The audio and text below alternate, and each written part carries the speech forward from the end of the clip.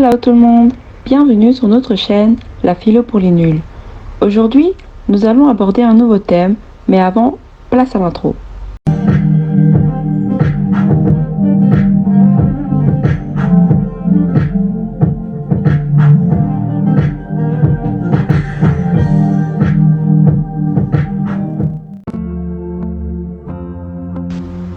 Je considère que le seul régime de gouvernement qui rend possible l'exercice des libertés est celui de la démocratie représentative.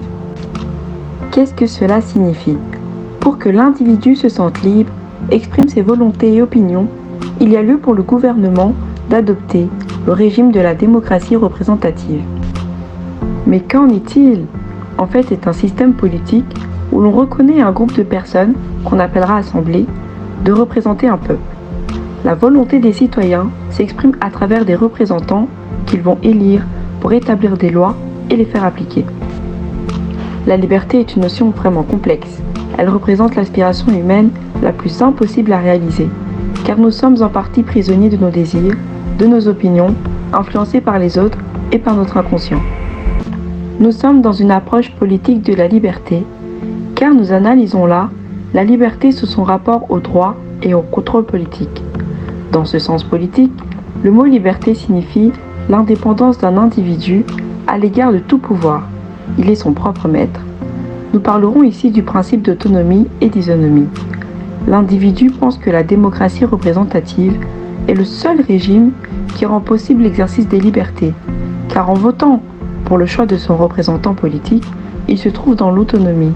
Et en se retrouvant égal aux autres citoyens face aux lois élaborées, il se trouve dans l'isonomie. De ce fait, il se sent libre.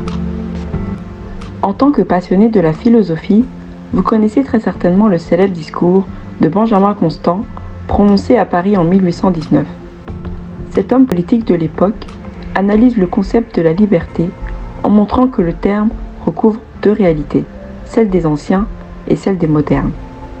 L'une va renvoyer à la participation à la vie de cité, c'est-à-dire l'exercice concret et direct de la souveraineté.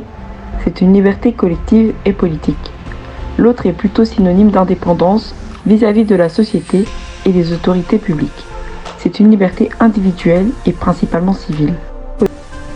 Lorsque je dis que la liberté des modernes renvoie à l'indépendance individuelle, je veux dire par là qu'elle renvoie à la possibilité de jouir des droits privés qui appartiennent à l'individu sans immixtion d'autrui et en particulier du pouvoir d'État.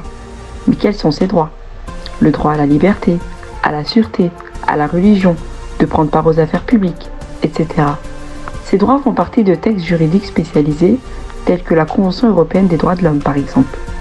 Dans la démocratie représentative, l'individu vote pour les lois par le biais des représentants qu'il a élus. Il a une influence à distance depuis sa sphère privée. Intéressons-nous à présent à Isaiah Berlin et à sa conférence donnée en 1958.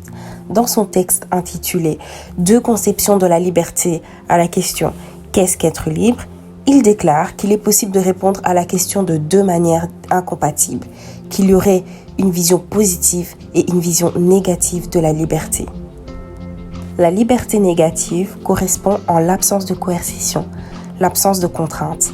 La liberté positive, elle, représente le désir individuel d'être son propre maître.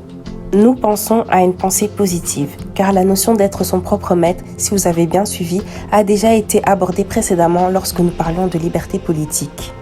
Être son propre maître signifie que notre vie doit dépendre de nos propres décisions, que nous devons être à l'origine de nos choix, et nous l'interprétons donc dans le fait que nous devons voter pour nos lois, voter pour nos représentants.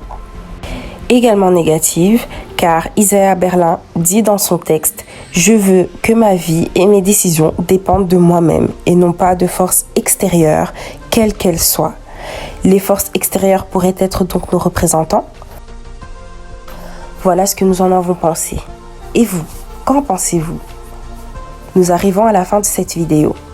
Avant de vous quitter, je pense utile de rajouter que selon Constant et nous-mêmes, le régime de la démocratie représentative est le seul qui permet à l'individu d'articuler le désir d'indépendance et la nécessité de prendre part à la vie publique. J'espère que la vidéo vous aura plu. N'hésitez surtout pas à nous faire part de votre avis dans les commentaires. sur telle notion ou tel concept qui ont été abordés. Et surtout, abonnez-vous à notre chaîne.